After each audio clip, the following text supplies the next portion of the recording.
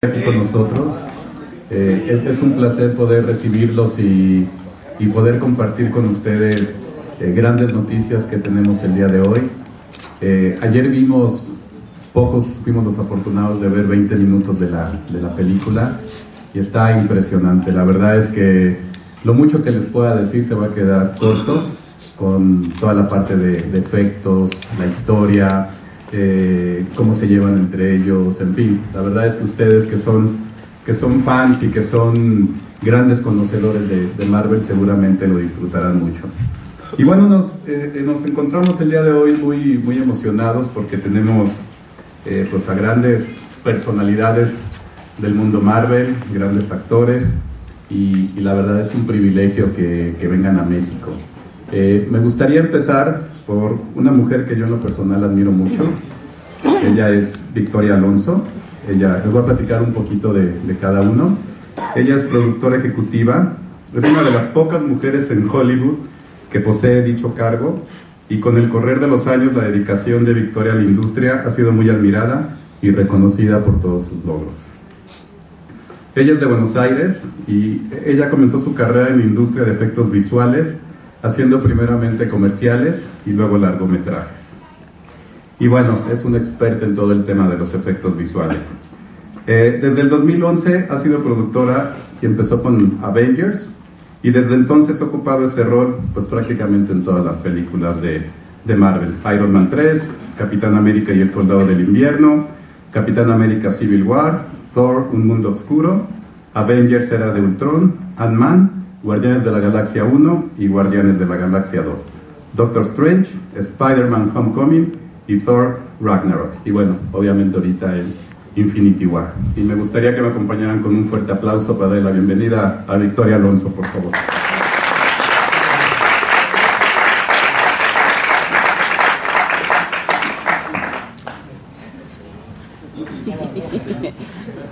Ya se quedó. Está revisando algunos documentos de... ¿Cómo ven? No trae stick. No, sí trae stick.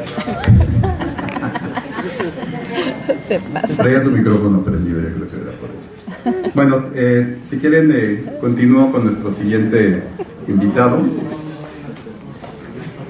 Nuestro siguiente invitado pues es el director de la película. Junto con su hermano hicieron su debut como directores en Marvel con el éxito taquillero Capitán América, el Soldado del Invierno, y la película rompió récord inicial de un lanzamiento en abril, generando 95 millones de dólares en su primer fin de semana y más de 700 millones en todo el mundo. Y bueno, de ahí siguieron la película Civil War, también de Capitán América, y la pareja de hermanos está actualmente editando su esfuerzo como director de la cuarta entrega de la franquicia Avengers, que se lanzará el 6 de mayo del 2019. Pues es una gran persona, es un gran director.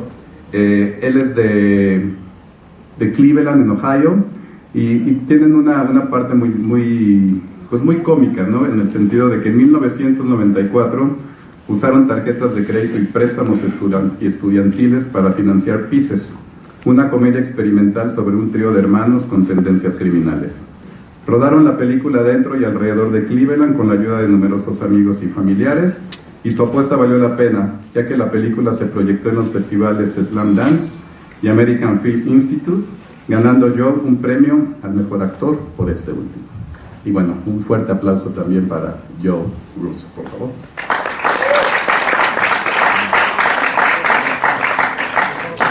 Bueno, me están diciendo que todavía no están listos. Pero bueno, les voy platicando un poquito de ellos para que vayamos entrando en calor. Bueno, ¿y qué les puedo decir de Mark Ruffalo? Mark Ruffalo ha sido nominado a múltiples premios de la Academia, Golden Globe, BAFTA, Emily. Mark Ruffalo, conocido para nosotros como Bruce Banner Hall, es uno de los actores más solicitados de Hollywood, que se mueve con facilidad entre el escenario y la pantalla.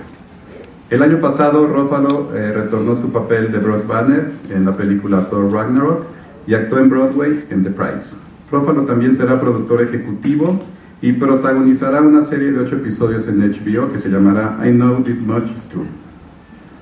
En 2000 2014, Ruffalo recibió nominaciones al Premio de la Academia, Globo de Oro, Screen Actors, BAFTA, por su papel como el fallecido luchador olímpico David Schultz en el drama de Foxcatcher. Seguramente todos vieron esa película, ¿no? La película también recibió una nominación al Golden Globe por Mejor Movimiento, Imagen, Drama. También recibió un Screen Actors Guild Award, así como nominaciones al Golden Globe y al Emmy. Por su papel como activista de los derechos de los homosexuales, Nick Weeks, en la película de HBO The Normal Heart, basada en la obra de Larry Kramer. Así que bueno, tiene muchas nominaciones, es un gran actor, y lo más importante también es que Ruffalo aboga por abordar el cambio climático y aumentar la energía renovable. En marzo de 2011 cofundó Water Defense para crear conciencia sobre el impacto de la extracción de energía en el agua y la salud pública. Ruffalo ha recibido el premio Global Green Millennium por liderazgo ambiental y el Mira Gandhi Giving Back Foundation. Fue nombrado People of Matter en 2011 y recibió el premio de Big Fish, The River Keeper, en 2013. Ruffalo ayudó a lanzar The Solutions Project en 2012 como parte de su misión de compartir ciencia, negocios y cultura que demuestra la viabilidad de las energías renovables. Entonces, pues es un actor, productor, director y aparte un gran ambientalista. Y todavía no. Skills and superpowers. But my question is, who would you say is your real life superhero? Mark Ruffalo.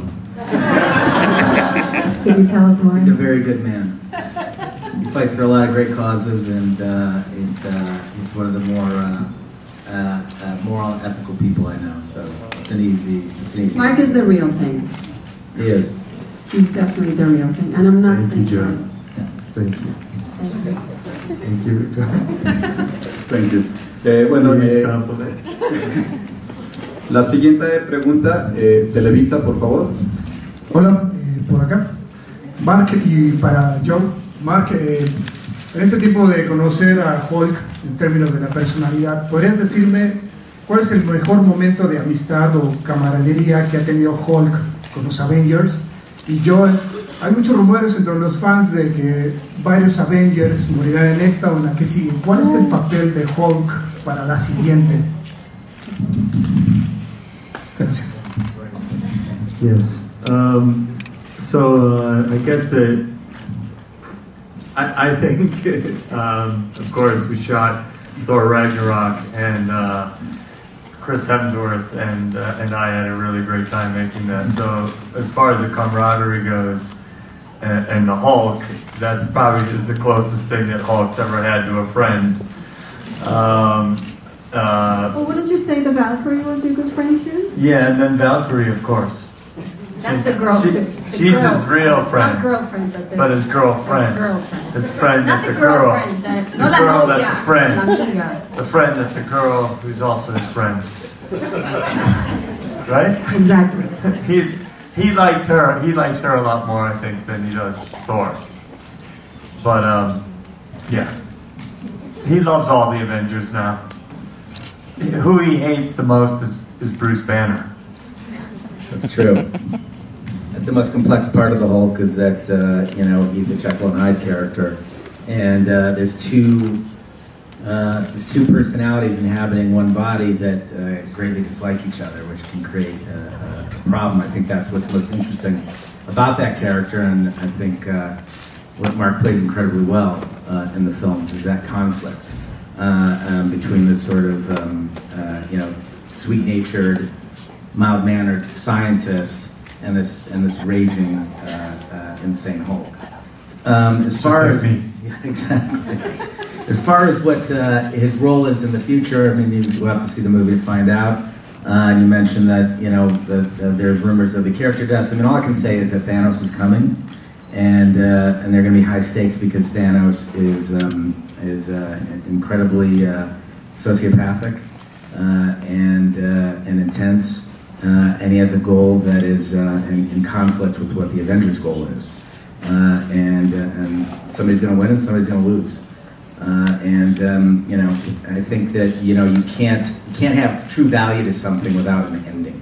And so I think you have to look at these movies as if Marvel's been writing a book for the last 10 years but these movies are the final chapters of that book, and some intense things are going to happen. La siguiente pregunta es de Cine, Información y Más. Adelante, Liz.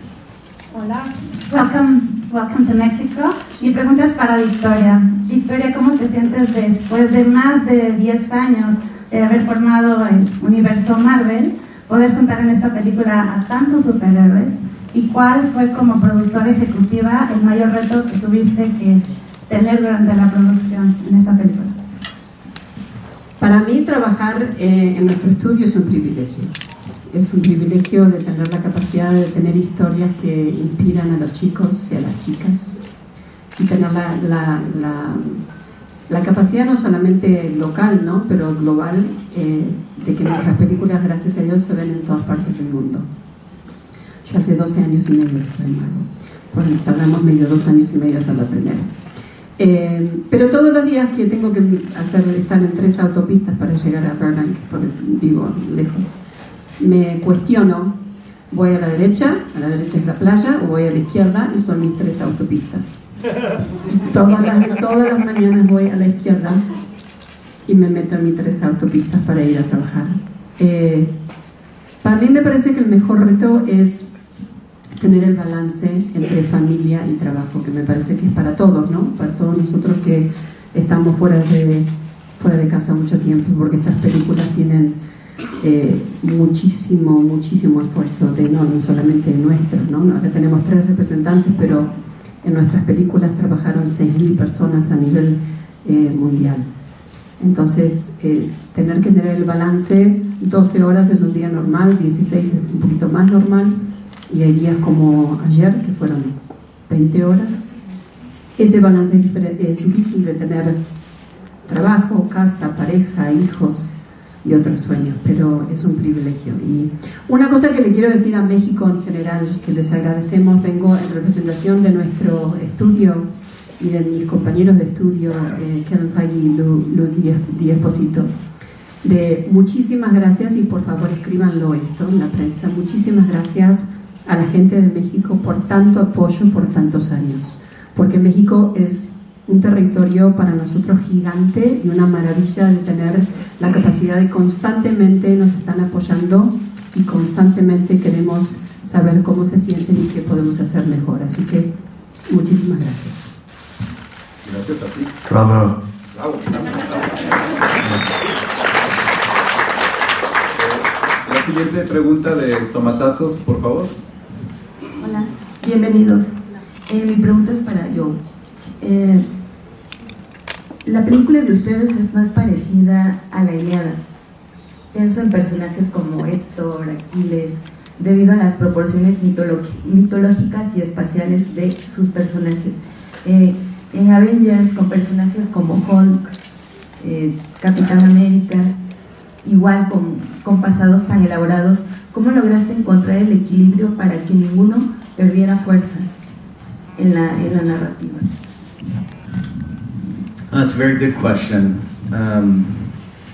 It was part of the challenge of the movie. I think why we were so excited to make the film is that I think it's unprecedented in the amount of characters and the level of scale in the movie. And we had an incredible collaborative team, honestly including everyone here, because the actors are a very important part of the process for us. We ask the actors to help take care of their characters because they know those characters better than we know those characters. They've played them more, they've lived with them for many years. And we have an amazing writing team in Marcus and McFeely, who wrote Civil War and Winter Soldier with us. And really we sit in a room and we put on a board all of the characters, which is a lot. And a big board. Yeah, it's a very big board. And we talk through each character for days. We talk about how we can incorporate that character in the movie. Where is that character coming from? Where do we want that character going? What are we trying to say with the film? What are we trying to say with the character? So it takes it's a very intense, disciplined approach to storytelling that takes many passes of the script to keep getting right, to make sure that you maintain that balance. And then once the script is done, it goes to the actors, who then respond with ideas about their characters, and then we incorporate those ideas. So it's a process that goes through the entire shooting of the film. La siguiente pregunta es del periódico El Universal, por favor. Mi pregunta es para Mark.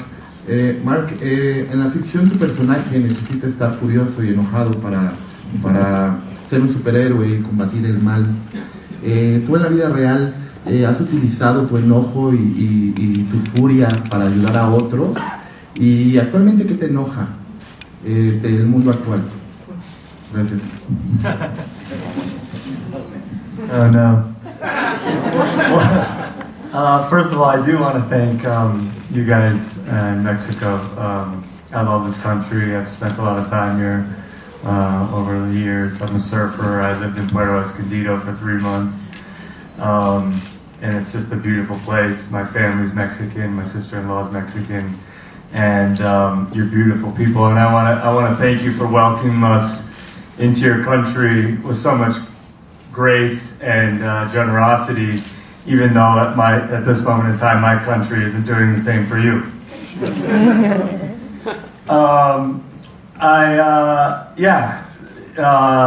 In the mythology of the Hulk, he uses anger to become the superhero.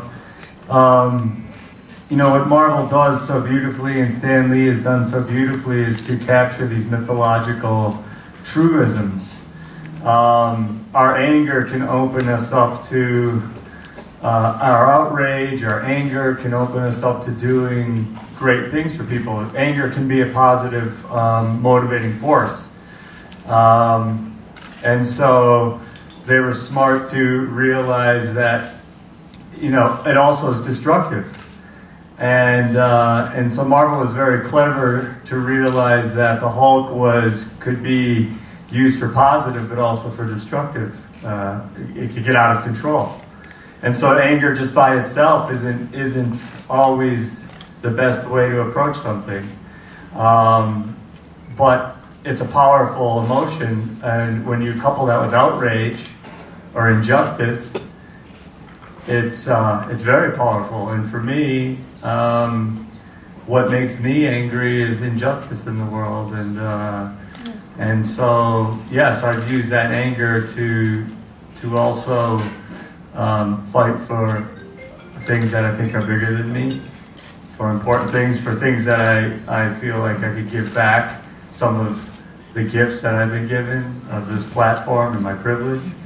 So yeah, I have used anger, but I also have found that it's also created an enormous amount of compassion in me, and I've gotten to see things that I never would have seen before, and met people I never would have met, and enriched my life in ways that that if I hadn't been active and I hadn't been outraged and I hadn't gotten angry about issues, my life would be a lot smaller. And so it's an interesting dichotomy that Marvel is struggling with, and I think it really taps into some deep part of our psyches that we relate to the Hulk and Banner so much, because all of us have lost control of our anger. I think most of us have.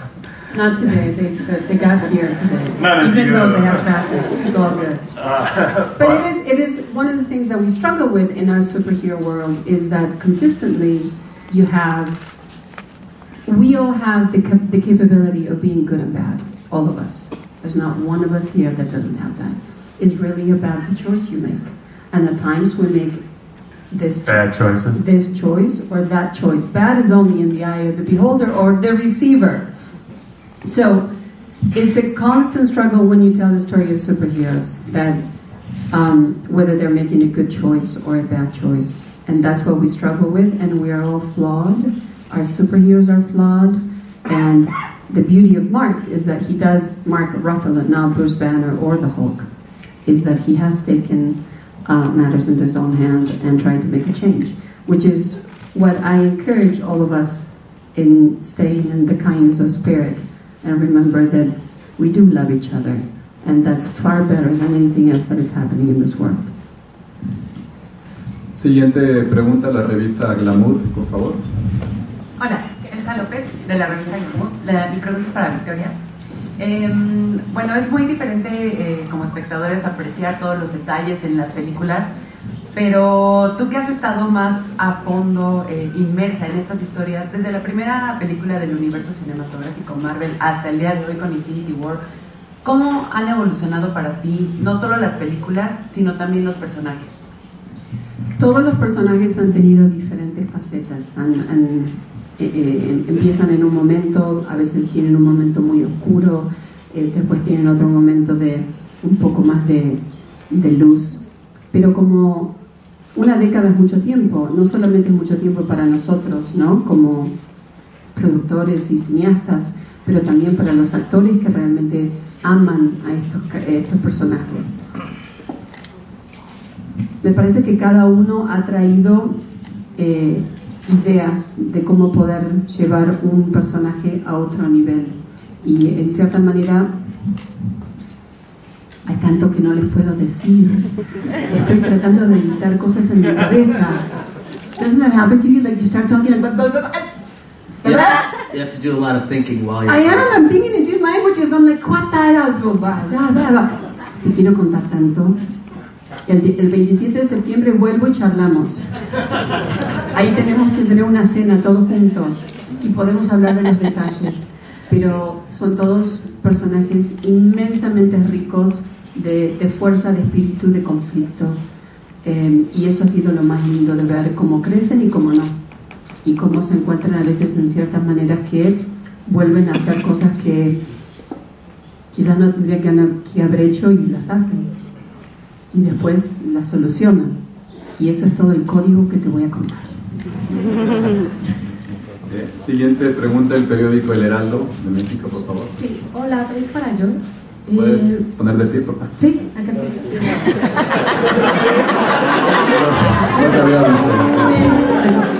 Mi pregunta es si hay algo tuyo. Espera.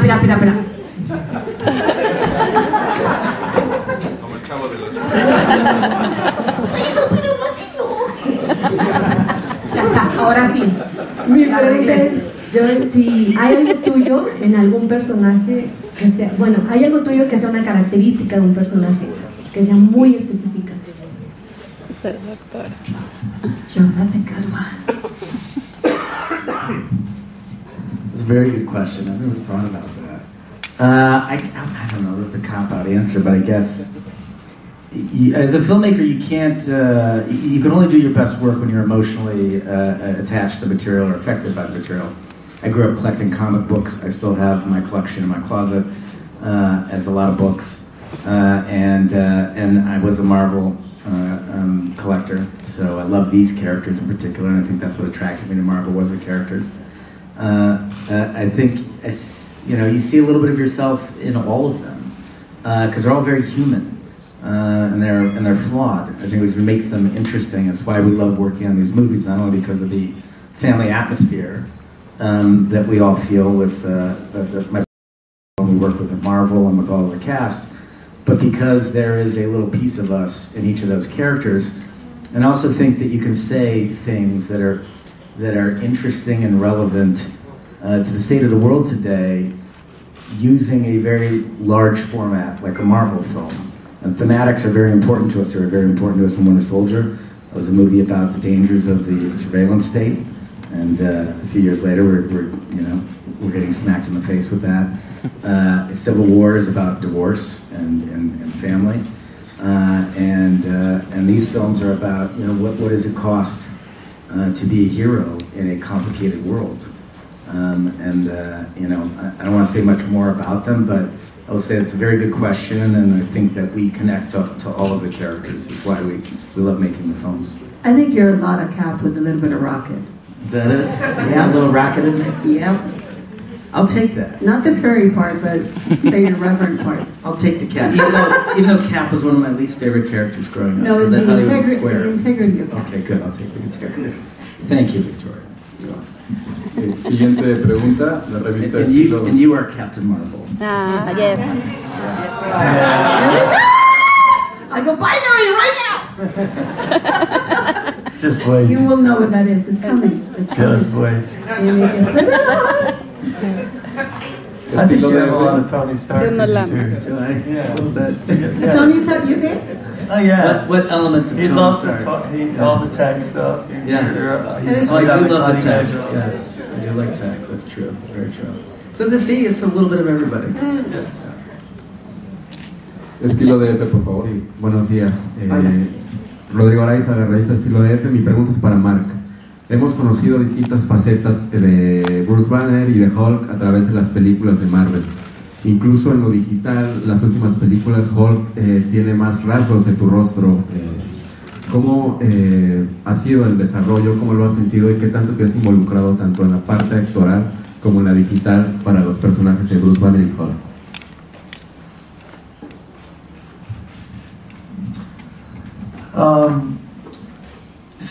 So the technology over the years has really come a long way from when we did the first Avengers. It was very rudimentary. We had to separate the face acting for the Hulk. We had to separate. We shot all the face acting. I was basically in a vice. I couldn't move my body, and we could just shoot the face of the Hulk. And then we shot all of the motion capture, my body, and we had to do it separately. And that was difficult. I was usually by myself. I couldn't act with other actors. And then over the course of time, the technology has gotten to the point where I can move as freely as I want on set, even to the point now where it used to be I could only shoot the Hulk stuff in a green screen room. Maybe sometimes with another actor, mostly by myself. And then on the last two films, I've actually gotten to sit and act with actors as the Hulk. And that's become more and more nuanced, the ability to capture an actor's performance and then really see that through the animation and have the animation just sitting on that like makeup has exponentially become more and more refined over time.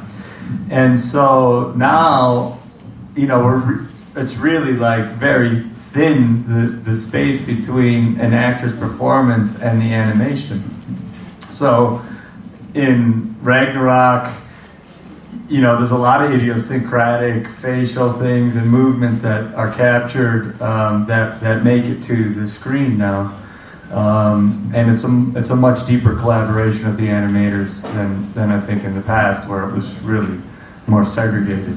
I think it's really exciting. An actor's no longer limited by their looks or the way their body is. Now whatever we can imagine, an actor can play.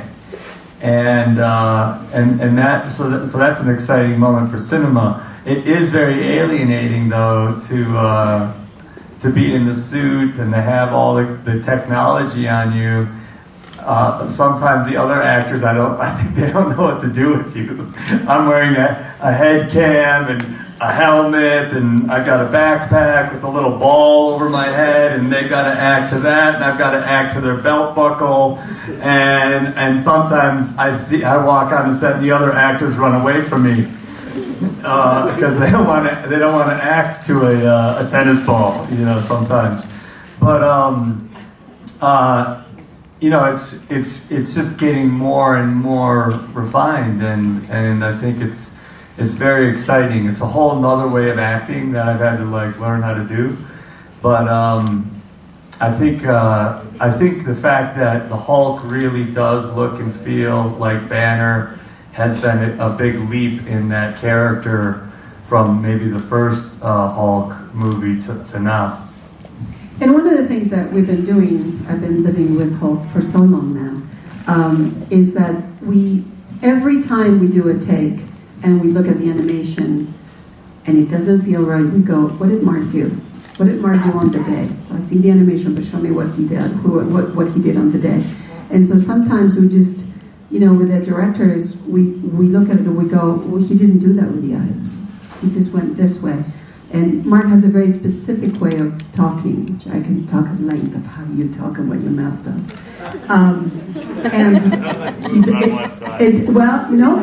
But it's very specific, and we brought that into the Hulk, because that's very much who this mixture of Bruce Banner and the Incredible Hulk is. So we in the last in Thor Ragnarok we brought a little bit of white hair on the sides because we thought it was time. It was time. It looked good. Now you have to bring a lot. Good. No. But Mark has been a delight and has been such a breath of fresh air in playing this character. It is really hard when you sort of limit their bodies and you limit, and also we torture him in these motion capture suits, which are not really a fancy way of saying bad pajamas sometimes. And it's quite vulnerable, and he gets out there and he does it, and with the grace and the joy. Now I have a loincloth though. Yes, we give him a bit of a suits skirt. are skin tight. We so give he him wears a skirt, so it's a modesty. We're going to make it very chic this Very thing. chic. I'm thinking of coming to the premiere in my motion capture suit. I think that'd be very, very cool. You have to ask questions to the tennis ball. Yeah. Muy bien. La revista Hola, por favor. Hola, gracias Hugo, Victoria, Mark, Joe. It's an honor to have you here in our country. Mi pregunta es para Victoria. ¿Está en los planes de Marvel quizá crear un personaje protagónico latino y también quizá una película en español? Lo digo porque el último reporte del Motion Pictures Association of America publicó que los latinos es la minoría que más va al cine, ¿no? en Estados Unidos. Entonces quizá es una posibilidad. And Mark, I would also like to ask you, why did you call quits on social media?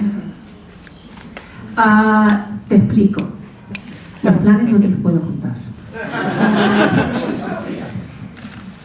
Pero estamos dedicados a tener que la audiencia que tenemos como cineastas refleje en nuestros personajes. De eso te digo que personalmente estoy dedicada todos los días, 20 horas por día.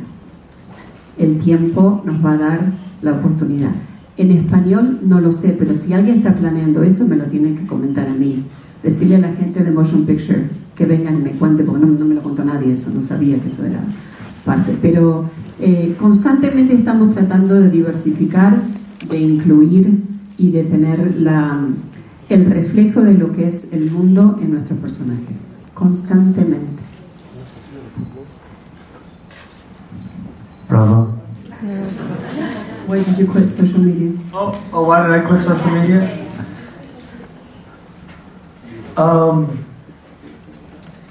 Honestly, I was finding myself really being consumed by it. And the tenor, the nature of what was happening there was starting to feel a little toxic to me. And the antithesis of what I felt like we need right now in my country, maybe in the world. There's a meanness that has been engendered there that I don't think is particularly healthy for us right now. But beyond that, I just wanted to focus on some other things, my family predominantly, and some other projects that I've been interested in working on, and a little bit myself for a moment. So I'm a radical on sabbatical.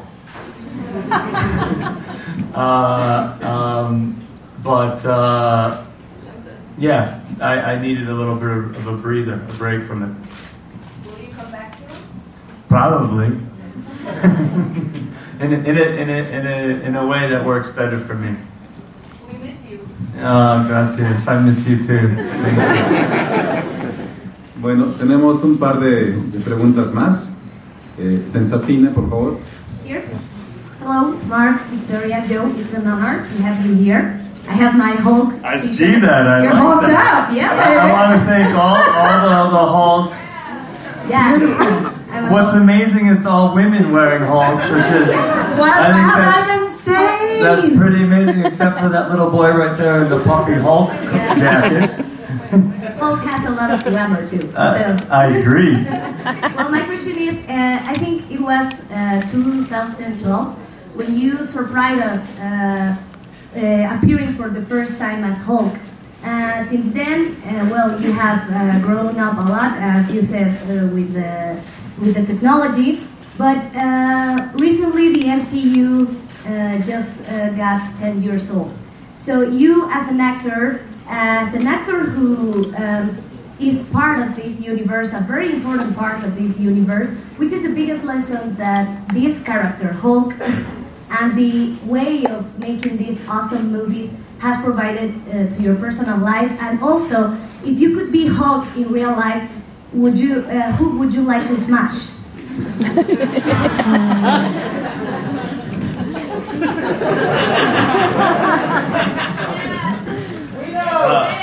The Abomination.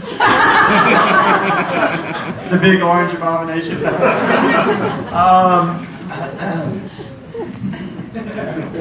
I'm kind of a loner by nature.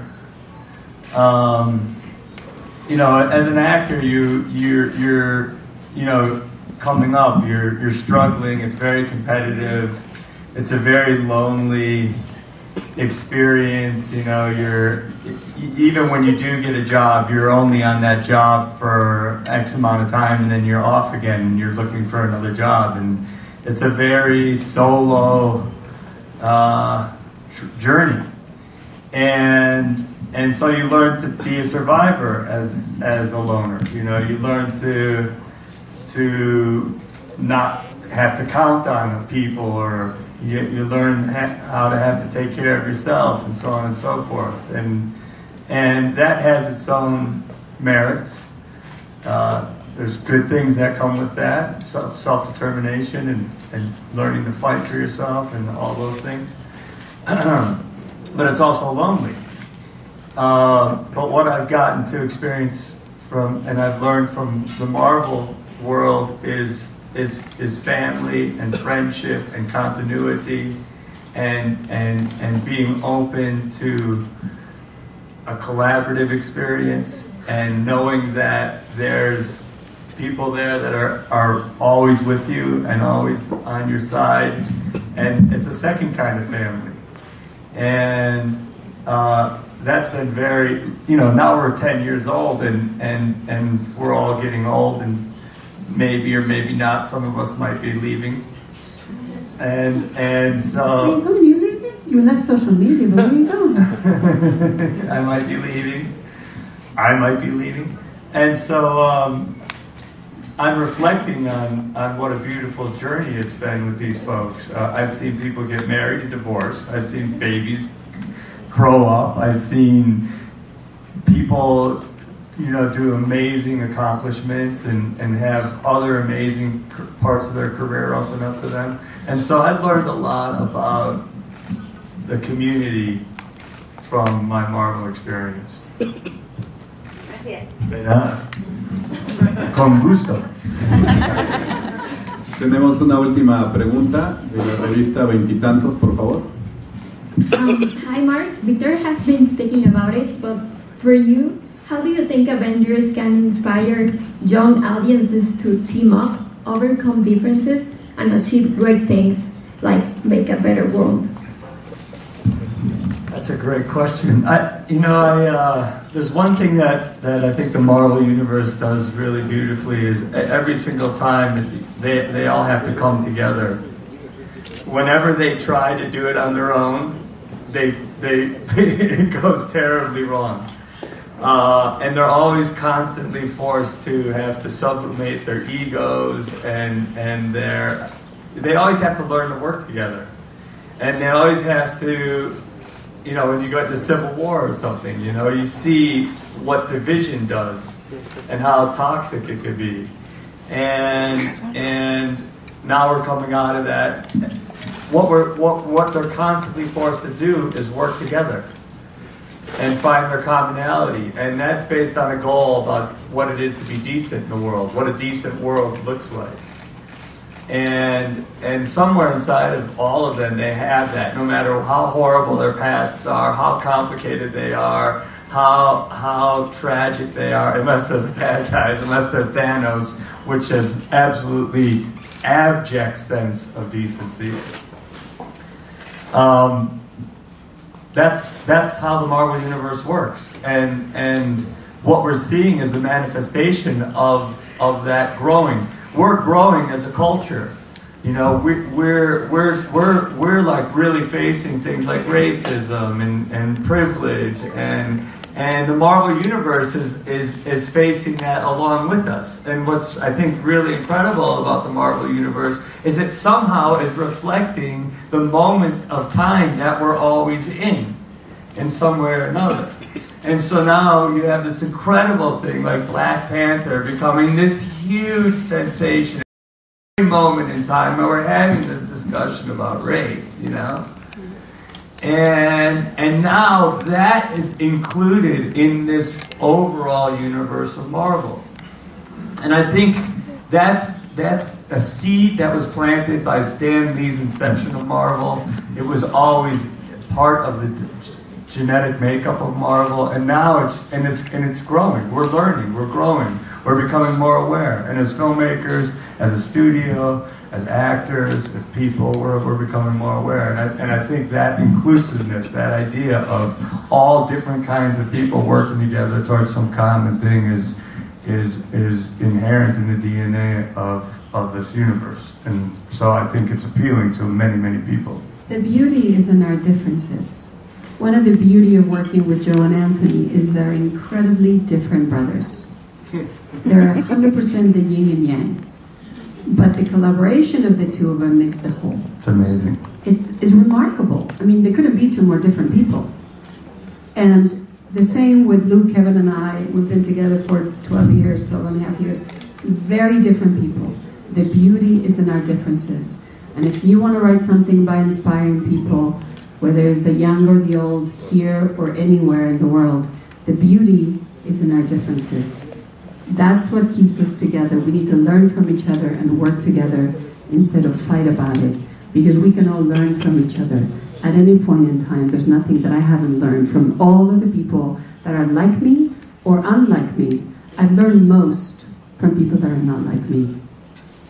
That is really what social media, if it should be there, should continue to say to folks.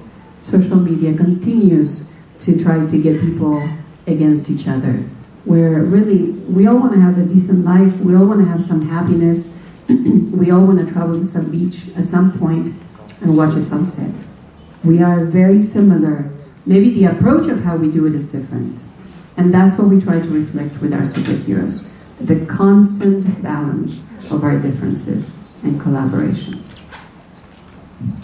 Here, here. Well, very well said.